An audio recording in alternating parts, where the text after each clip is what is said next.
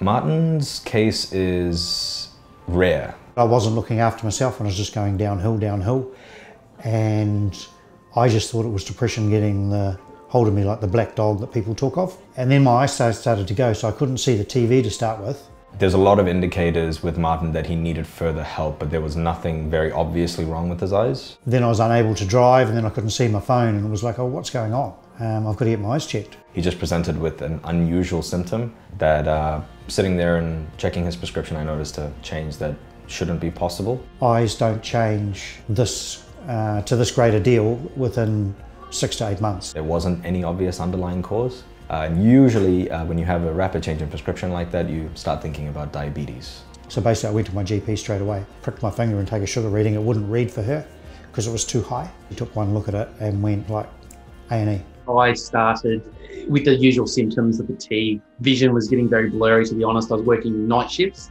A blood test later, it was diagnosed that I did have type 1.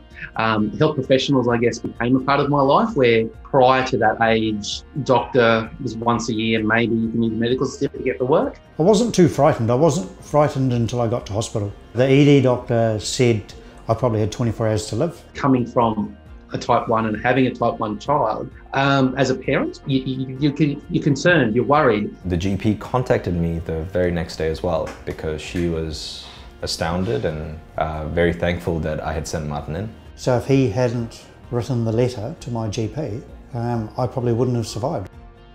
My eyes have come back quite amazingly. They've improved now probably back to about 95% of where they were.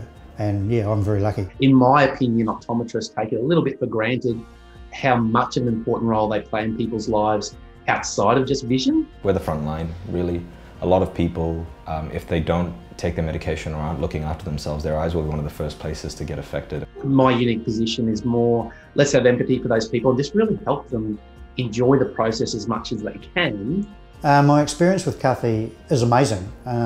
It's more than amazing, yeah, it's life-saving. That's why I rung and thanked him. So it's even those little touch points and those little magic moments that always get me up in the morning, no matter what lockdown we've got or COVID situation.